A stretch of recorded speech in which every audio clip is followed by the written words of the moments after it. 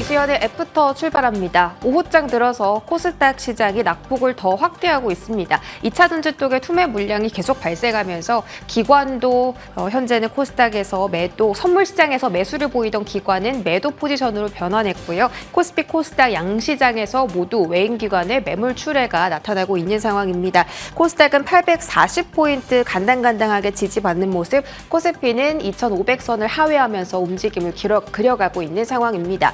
자, 그런 와중에 삼성전자가 지수 방어를 참 잘 해주고 있다라는 생각이 듭니다. 오늘 주가 자체도 상승세를 시현하고 있는데 반도체단에 대한 4분기의 평가가 긍정적이어서 반도체 이야기 한번 들어보도록 하겠습니다. 미국의 반도체법 가드레일이 공개가 됐죠. 중국 내 공장 증설 5%로 제한하겠다라고 확정이 됐습니다. 반도체 업계에서는 이번 미국의 반도체법을 두고 최악은 피했다라고 평가를 내렸는데요. 이 반도체법을 뜯어보니까 한국 기업들이 요구했던 상당 부분이 많이 반영됐다라는 거죠. 하지만 중국 내 공장 증설 사실 우리 기업들은 10%를 요구했었는데 그 부분은 반영이 되지 않았고 또 첨단 반도체 장비에 대해서도 추가 협의가 필요하다라는 부분에서 아직까지는 리스크가 남아있다라고 증권가는 평가를 하고 있습니다. 자, 그런데 삼성전자와 SK하이닉스에 대한 시선이 긍정적으로 변하고 있습니다. 디램과 낸드 가격이 4분기부터는 가격이 점차 올라갈 거다라는 거죠. 디램 쪽에서는 5G나 AI 쪽 같은 수요가 올라가고 있기 때문에 오히려 흑자 전환이 가능하다라는 분석이고요. 낸드 쪽에서는 수익성이 점진적으로 개선될 수 있다라는 평가가 나오고 있습니다. 그리고 지난주에 개인 투자자와 외국인 투자자가 가장 많이 매수한 종목이 바로 삼성전자였습니다. 특히 외국인들은 이달 들어서 2조 원대 팔자세를 보였는데 삼성전자만큼은 매수를 강하게 해줬다는 거죠. 그런데 사실 그 디램과 낸드에 대한 감산 이슈가 있기 때문에 감산에 대한 비용, 그런 비용들이 이 가격 인상으로 인해 수익성을 메꿔줄 수 있을까 하는 부분에서는 조금 더 지켜봐야 한다라는 증권가의 시선이 있습니다. 자, 다음 페이지 한번 볼게요. 사실 증권가의 의견이 전부 다 맞는 건 아닙니다. 이달 초까지만 해도 증권가에서는 삼성전자의 목표가를 9만 원에서 9만 5천 원으로 제시를 했었는데 9월 말 돼서 보니까 삼성전자 7만 전자 이탈해서 6만 원대에서 거래가 진행되고 있잖아요. 삼성전자가 9월 1일 날 장대 양봉을 그렸던 이슈, 엔비디아의 HBM을 공급할 거다라는 소식 때문에 후공정 반도체단 종목들이 상당히 많이 급등을 했었는데 사실 HBM에 대해서 삼성전자의 주가가 많이 들어 올리기에는 사실은 좀 부족한 면이 있다. 중장기적인 계획이 수립이 되어야 하는데 아직 그 정도 수준은 삼성전자가 이뤄내지 못했다라는 분석이 있어서 HBM에 대한 그 모멘텀이 삼성전자 주가를 끌어올리기엔 부족하다라는 평가가 나왔고요. 또 지금 고금리 장기화 이슈가 있기 때문에 글로벌 경제가 불안하다라는 점도 지금 반도체 상승 사이클을 지연시키고 있다라는 분석이 나와 있습니다. 9월 들어서 반도체 종목들의 상승률을 한번 보도록 하겠습니다.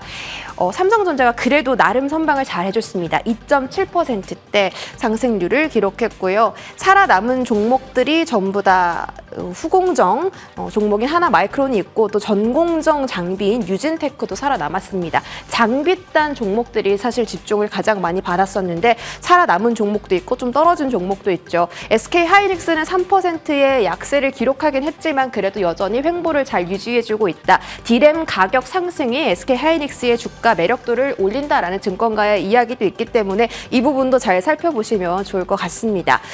체크해야 될 포인트는요. 이번 주 수요일 날 마이크론 테크놀로지의 실적이 공개됐는데 우리나라 증시가 추석 연휴로 휴장에 들어가게 되면서 그 부분에 대한 주가 반영은 다음 주에 될 것으로 예상이 되고요. 10월 6일에는 삼성전자의 3분기 실적 발표가 있는데 3분기 실적 자체는 삼성전자, SK하이닉스 모두 예상을 하회할 거다. 4분기부터 좋아질 거다라는 이야기가 있습니다. 잘 참고해 보시기 바랄게요. 오늘 반도체 섹터 어떤 주가 흐름인지 살펴보도록 하겠습니다. 자, 앞서서 보셨던 유진테크가 오늘 3%의 시세를 주고 있고 앞서서 본 종목 중에 가장 시장의 조정을 받지 않고 우상향을 잘 그려가는 종목이 유진테크다. 전공정, 장비, 유진테크 확인해 드렸고요. 나머지 종목들도 오늘 상승 유지하는 종목이 있습니다. 확인해 보시기 바랄게요. 자, 이제 중국의 국경절도 다가옵니다. 그에 대해서 중국 소비주가 이제 집중을 받을까 하는 이야기 들려와서 또 들고 왔고요. 이 부분은 지난주에도 또 짚어드린 바가 있죠. 일단 새롭게 업데이트된 포인트는 시진핑 주석이 방한할 수 있다라는 이야기입니다. 방한 문제를 진지하게 검토하겠다라고 우리나라 총리와 만나서 이야기를 나눴고요. 뭐 중국과 협의를 추진할 수도 있다라고 우리 정부도 화답을 했죠. 이에 대한 포인트 하나, 그리고 중국의 최장 연휴 국경절이 이제 9월 29일부터 10월 6일까지 전개되는데요. 중국 현지 매체가 올해 국경절에 중국인 2억 명이 해외로 나갈 거다라고 예상을 하고 있습니다. 그래서 우리나라가 얼마나 수혜를 가져갈 수 있을까 기대감이 커지는 구간이고요. 다음 화면 보시면 하나증권에서 우리나라 관련 종목들이 수혜를 받을 수 있다라고 하면서 여행, 화장품, 카지노 세 섹터로 나누어서 종목을 소개했습니다. 여행 쪽에서는 이런 종목들, 화장품 쪽에서는 전통주인 아모레퍼시픽, LG생활건강부터 코스맥스 같은 중소형 종목들도 있었습니다. 그리고 카지노 쪽에서는 제가 애프터에서 지속적으로 말씀을 드렸던 롯데 관광개발이 자리를 잡고 있었었고요. 다음 화면 보시면 9월 18일에 저희가 이미 중국 소비주가 올라올 수 있다라고 소개를 해드렸었는데 그중에 호텔신라, 롯데 관광개발, 글로벌 텍스프리 세 가지 종목이 있었고요. 중국 인바운드 증가에 최대 수혜를 가져갈 수 있는 종목이 바로 글로벌 텍스프리라고 안내 드린 바가 있습니다. 실제로 9월 18일 이후에도 주가 상승이 괜찮았고요. 개별 여행객의 비중이 높아지면서 6호의 비중보다는 개별 여행의 비중이 확대되면서 글로벌 텍스프리가 집중을 받을 수 있다라고 말씀을 드렸었고 또 한 가지 카카오페이가 이번에 중국과 좀 연계를 맺어서 중국 관광객들이 우리나라에서 카카오페이로 또 결제를 할 수 있게 된다고 해요. 그래서 이 결제에 관련한 이야기들도 담아가 보시면 좋을 것 같습니다. 자, 다음 화면 보시면 지금 파마 리서치와 다른 미용기기 관련주들도 좀 들고 와봤는데요. 파마리서치와 그 클래시스에 대한 리포트가 있어서 잠깐 소개해드리려고 합니다. 파마리서치 삼성증권에서 목표 주가 19만 원으로 상향 조정을 했고요. 리쥬란이라고 혹시 들어보셨을 것 같습니다. 그 얼굴에다가 광채 효과를 주는 그런 주사의 물질인데 이 리쥬란에 대한 점유율이 80%나 된다고 합니다. 파마리서치가 가장 강력하게 밀고 있는 무기 중에 하나고 리쥬란으로부터 매출액, 영업이익 전부 다 30% 이상 일어날 전망입니다. 그리고 가장 중요한 포인트가 이제 CTC 바이오에 대해서 파마 리서치가 계속 지분을 확대해 나가고 있고 더 늘려갈 가능성도 있기 때문에 이 부분에 대한 모멘텀도 파마 리서치 쪽에서 한번 확인해 보시면 좋겠습니다. 자, 클래시스도 한번 알아볼게요.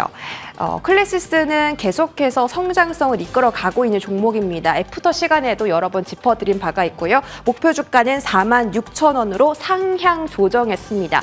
파마 리서치는 피부 광채였다면 클래시스는 피부 리프팅 쪽입니다. 슈링크 유니버스와 볼뮤머가 그 팁 자체도 소비가 계속되지만 장비도 주기적으로 바꿔야 되는데 그 장비를 바꿀 사이클이 지금 다시 왔다라는 부분에서 내수 소비가 증가할 거다라는 전망이 나왔고요.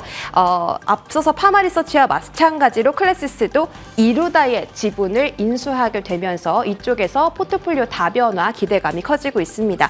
클래시스는 내수 소비, 브라질, 동남아 시장을 공략하고 있다면 이루다는 미국과 유럽을 공략하고 있기 때문에 이 두 기업이 합쳐진다면 어마어마한 시너지 효과를 낼 수가 있겠죠. 물론 내년도 매출 영업이익도 높아질 전망이라고 하니까 참고해 보시기 바라겠습니다. 파마리서치 일봉 잠깐 확인할게요. 자, 파마리서치 목표 주가가 19만 원으로 상향 조정을 받았는데 지금보다 업사이드가 정말 크게 열려 있다라는 것도 챙겨가 보시면 좋을 것 같고 클래시스 일봉도 마찬가지로 46,000원대 목표 주가가 나왔으니까 정고점 42,000원은 넘어갈 수 있는 부분도 챙겨가 보시기 바라겠습니다. 애프터 브리핑 여기까지 전해드립니다.